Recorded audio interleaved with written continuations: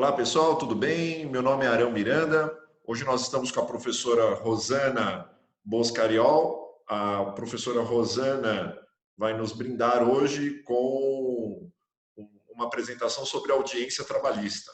Professora Rosana, tudo bem? Fique à vontade para falar sobre audiência trabalhista. Olá, boa tarde, tudo bem, professor Arão? Estamos aqui hoje, então, nós vamos falar um pouquinho aí de audiência trabalhista, nos ditames de hoje, do processo de trabalho de hoje, como ela é feita, né, os segmentos aí, de uma forma bem rápida, bem dinâmica, e que a gente possa trabalhar por associação em relação aos atos de uma audiência trabalhista. Começando pela designação da audiência, que pode ser una, ela deve ser una, mas ela pode ser dividida em audiência inicial, de instrução e de julgamento. Partindo do pressuposto da regra de uma audiência una, então nós vamos falar dessa audiência, como ela ocorre, tá? Primeiro, a gente começa a audiência, né, esperando que ela seja pregoada, que comece com pregão, com chamar das partes para essa audiência. Na audiência trabalhista, nós não temos o chamar dos advogados, nós temos o chamar das partes tão somente, né? Que no nosso caso é o reclamante e a reclamada. Então, uma vez chamadas as partes, elas ingressam dentro da sala da audiência, que aqui no processo do trabalho é extremamente pública, né? A gente usa o extremamente pública porque toda audiência é pública, exceto aquelas que têm segredo de justiça, regulamentado em lei. Todas as audiências são públicas, mas na Justiça do Trabalho nós temos até a modalidade para poder se acomodar dentro da sala de audiência, onde nós temos cadeiras, né, que podem ser usadas aí, inclusive, para assistir a audiência ou para simplesmente aguardar uma audiência que você esteja lá esperando o horário, tá? Então, o nosso princípio da publicidade, lá no artigo 37 da Constituição Federal, é muito mais abrangente, né, do que em qualquer outra justiça que nós temos aqui no Brasil. Então, chamando as partes, né, através do pregão, as partes ingressam nessa sala de audiência, tá? Cada uma se acomoda de um lado da mesa do juiz, tá? Reclamante do lado esquerdo, reclamada do lado direito. O reclamante é o autor, aquele que está pedindo algo. A reclamada normalmente é uma empresa, mas pode ser um empregador doméstico, por exemplo. Tá? E como a gente faz para conseguir guardar, né, na nossa cabeça de que lado o reclamante senta na audiência do trabalho, que é diferente do lado de que o autor senta na audiência civil, por exemplo. Tá? O autor na audiência do trabalho, ele senta do lado esquerdo do juiz. Né? E a gente fala assim, para pura associação, para a gente conseguir lembrar em que lado eu vou sentar naquela audiência, eu sento do lado do coração do juiz, quando eu estiver pelo reclamante, e quando eu estiver pela reclamada, eu sento do lado direito, que é onde não tem o coração, né? Então, a gente trabalha com essas associações para não errar o lado, né? Para quando você estiver começando a militar na Justiça do Trabalho, tá? Via de exceção, né? Existe jus postulandi na Justiça do Trabalho, onde não precisa da presença dos advogados, tá? Mas a regra acaba sendo que as partes estão sempre representadas por advogados. Tá? Então, os advogados sentam no mesmo lado que o seu respectivo cliente, né? Do lado do reclamante, do lado esquerdo, e se for da reclamada, do lado direito. A primeira coisa que o juiz vai fazer na audiência trabalhista é perguntar se há possibilidade de acordo. Essa possibilidade de acordo significa conciliação na Justiça do Trabalho. E na Justiça do Trabalho, a conciliação ela é regra, né? Precisa perguntar se existe conciliação, senão o processo pode ser até nulo, certo? Havendo essa pergunta e se houver a conciliação, se ela for frutífera, a audiência encerra por aí, tá? E aí a gente fica com o processo resolvido, né? Com o mérito resolvido através de um acordo. Não sendo frutífera essa conciliação, partimos então para a instrução. E hoje, através do processo eletrônico, né, a parte contrária daquela audiência, que é a reclamada, faz o quê? Ela abre a defesa. Né? Então, o juiz abre a defesa. Porque antes, quando era físico, a parte contrária levava a defesa escrita. Agora, o juiz abre essa defesa no processo eletrônico. tá? E naquele momento o reclamante tem acesso àquela defesa, certo? E começou, portanto, a instrução processual dentro da Justiça do Trabalho, certo? Daquela instrução, daquela abertura da defesa, começa a oitiva das partes, que primeiro será o reclamante e depois será a reclamada através do seu representante, do seu preposto. Essas oitivas podem ser dispensadas pelas partes contrárias, se o juiz concordar, tá? E aí, ouvido o reclamante, né? Uma vez que ele não for dispensado da oitiva, ouvido o reclamante pelo juiz, o juiz abre para a reclamada fazer perguntas. Tudo bem. Fechou, né? Essa parte, a reclamada entra também para ser ouvida. E aí ela é ouvida e passa-se, portanto, as perguntas para a parte contrária, se quiser fazer alguma pergunta para as partes.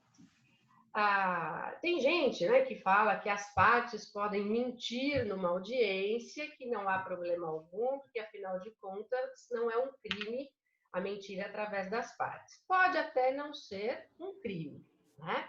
Mas é falta de ética, é falta de moral e que isso pode ter consequências relacionadas a essa mesma audiência ou a um mesmo ato futuro da sua vida, tá? Mas crime de fato não é, certo?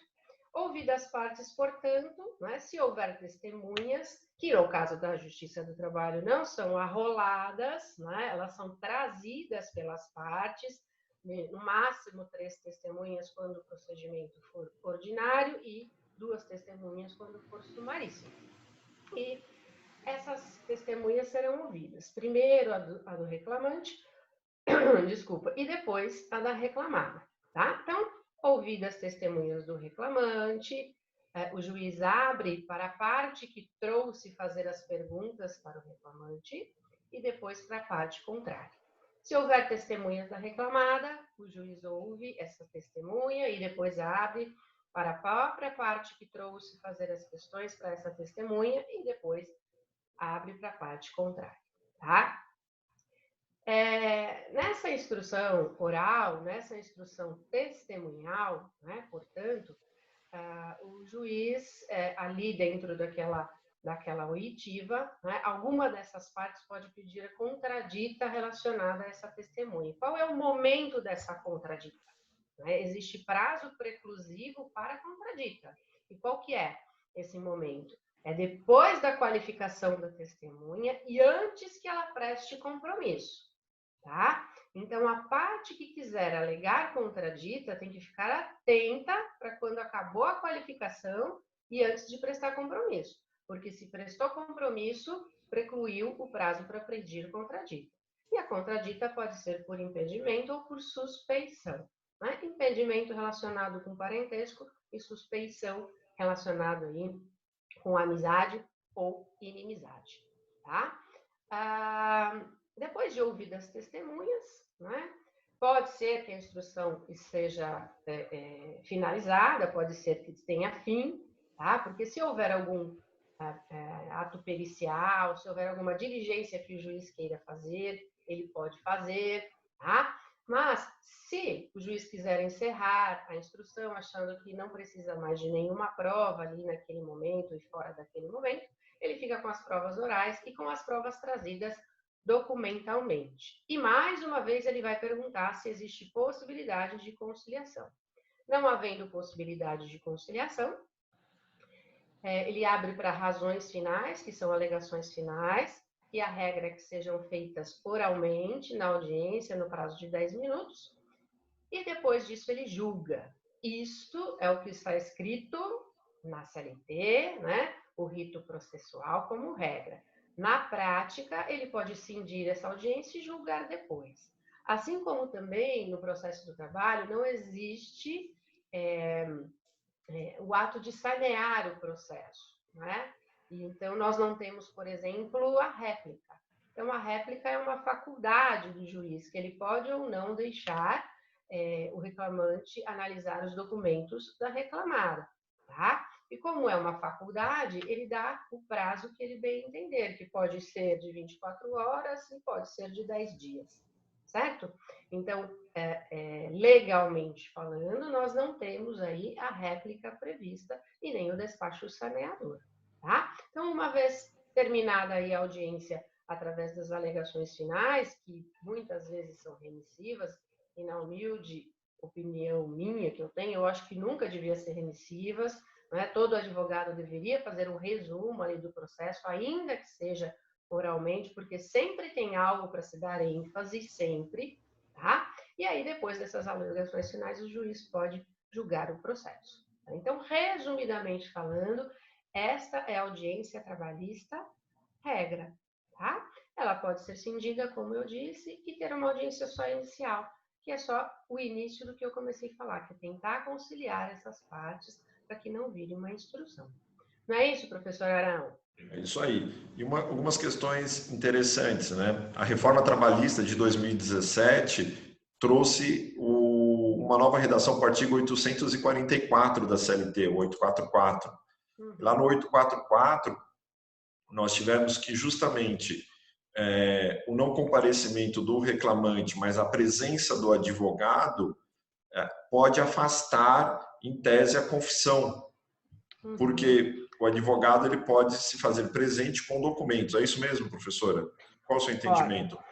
Olha, vamos só ver o que diz a redação, né, do 844. Parágrafo 5º. Né, ele não mudou nada, né? Mas aí nós tivemos aí uma série de parágrafos, né, falando aí desse não comparecimento do reclamante, que importaria a audiência, importaria o arquivamento dessa ação, né? O que a gente tem agora? Vocês sabem que a gente tem essa questão do pagamento de custas, mesmo para quem tem justiça gratuita, e a gente não viu aí uma inconstitucionalidade em relação a isso nos casos de arquivamento.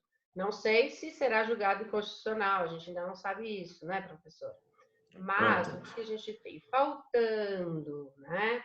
O reclamante, né? O juiz pode suspender, né? Se tiver um motivo relevante. Então, o advogado compareceu e trouxe um motivo relevante dessa falta, ele não arquiva. Mas, se não tiver motivo relevante, ele vai arquivar, né? O reclamante pode ingressar novamente, mas aí sob a pena de ter que pagar essas custas para poder ingressar novamente. Certo. E a questão de ausente o reclamante, mas presente o advogado, que está no parágrafo 5º do 844. Vamos lá. Você acha que é constitucional, não é constitucional, fere algum direito? Não, aí é que é ausente o reclamado, né? E presente o advogado da audiência, serão aceitos a contestação e os documentos eventualmente apresentados. Isso. Desculpa, eu falei reclamante, é o reclamado. A gente vai falar sobre o reclamante, não existe. Isso. Só se tiver a questão de apresentar o documento de relevância da falta dele, né? Senão vai ser arquivado. Mas a penalidade é a mesma do que já era antes. O que precisa agora, para não pagar custas, é esse documento de relevância, porque a gente tinha muita coisa, muito reclamante, por exemplo, que esquecia de juntar algum documento, alguma convenção coletiva, e aí alguns advogados, né? Aqueles advogados vergonha alheia, a gente falava para o reclamante, olha, some daqui na hora da audiência, que eu vou falar que você faltou, e aí o processo vai para o arquivo, eu entro novamente e junto esse documento.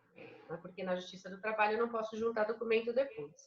Então, isso foi quase que anulado agora com a reforma, porque se ele faltar, eu vou ter que apresentar um documento relevante, né, dizendo da falta para ter uma redesignação, e se não apresentar nada, ele até pode entrar, mas vai ter que pagar custas, e ninguém quer pagar custas para entrar como reclamante. Agora, o que mudou de verdade no processo é a ausência da reclamada, né? Porque o que acontecia? Com a ausência da reclamada, eu tinha a revelia. E o que era a ausência da reclamada? Faltava o preposto ou o representante, o sócio, né? Enfim. E mesmo indo o advogado, apresentando a contestação, levando tudo, a procuração, enfim, faltando o preposto, era a revelia. Então, a gente podia até dizer que com a CLT antiga, vamos chamar de antiga, né? Nesse caso, o advogado não servia para nada, né? Porque faltou a presença, faltou a reclamada, mesmo estando com procuração e defesa, a reclamada era rével em relação à matéria de fato. Agora não, depois da reforma trabalhista, o que nós temos? Não é? Ainda que a reclamada falte, né, faltar o representante, faltar o preposto, ainda que ela falte, mas o advogado apresentando a defesa e a procuração, não existe mais revelia. Mas assim, vamos falar aqui, né, entre nós, ninguém vai assistir, só a gente vai ficar sabendo, que existiam sim já alguns juízes que deixavam fazer isso, né? Entregar, dependendo do assunto que estava relacionado, dependendo do tempo que fosse ser perdido com aquilo, né? E se fosse um caso, por exemplo, de, sei lá, de uma empresa falida, mas que tem alguma defesa e, portanto, se está falida, não foi nenhum representante, né? Porque algumas vezes, inclusive, o representante está preso por fraude, alguma coisa nesse sentido, o juiz acabava deixando, né? Ó, apresentou a defesa, não vou dar revelia, vou julgar aqui e acabou, tá? Obviamente que isso era reformado no tribunal, mas existia. Agora, essa é uma prática legalizada que pode ser feita e que não é rével. O advogado levando a defesa, levando a procuração, não existe a revelia, né? E aí, inclusive, se for uma audiência una, né, vai ser ouvida ali as testemunhas naquele ato, porque rével ela não vai ser mais, tá? Se é inconstitucional, se não é, eu vou deixar o STF dizer, porque de verdade, assim, eu sempre falei que a proteção que existia na Justiça do Trabalho sempre foi processual. Eu nunca achei que tivesse tanta proteção material em relação ao direito do trabalho. Então, a proteção sempre foi processual, né? Então, eu penso que agora essa proteção ainda existe, porém ela está mitigada, tá? E uma dessas formas de mitigar foi com que a parte contrária, né, a requerida, a reclamada, aqui no processo do trabalho, agora não é mais rével no caso de trazer a defesa, que é muito parecido, não igual, com o que acontece no processo civil. Ótimo, bacana.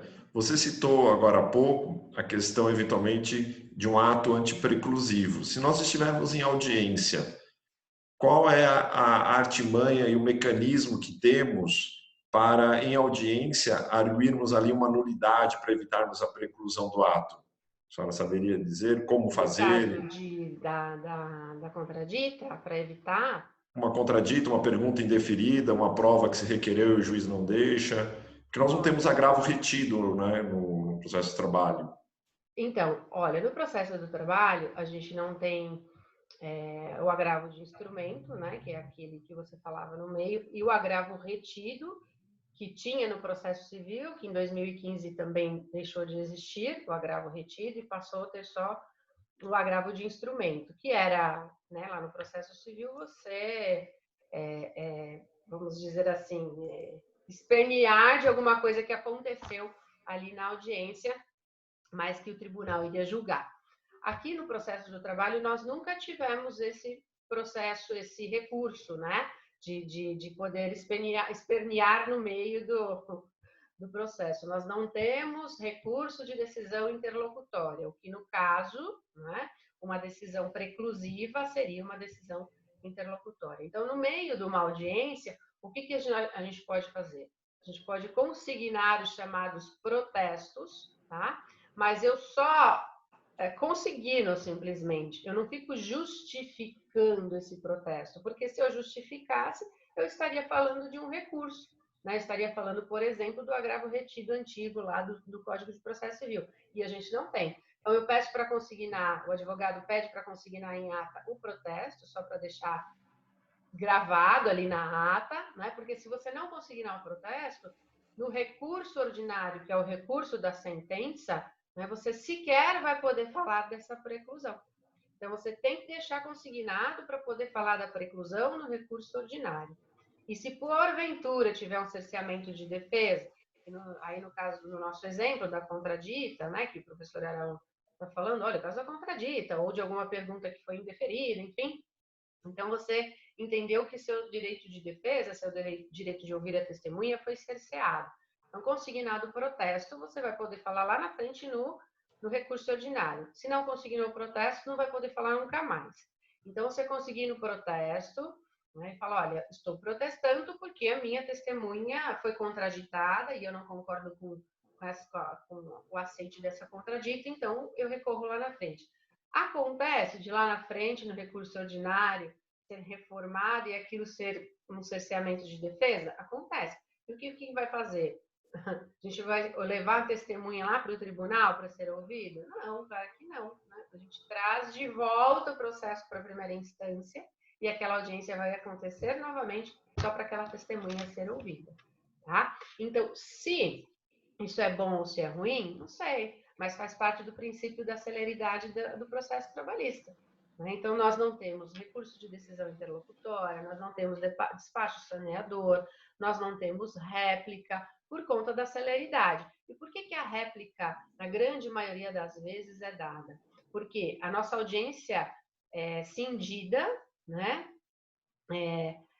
Pode até, a conciliação e a instrução acontece de uma vez só, mas o julgamento dificilmente acontece naquela mesma audiência.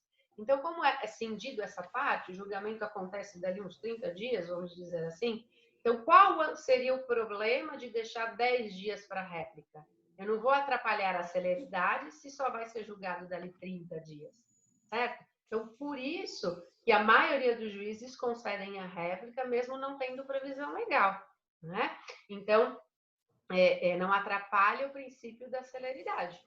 Certo? Agora, se for atrapalhar, não. Eu já, por exemplo, né, aí um caso concreto, eu já tive processos na época de processo físico, né, de mais de 100 documentos juntados, e que eu não tive prazo para réplica. Eu tive que olhar os documentos na audiência.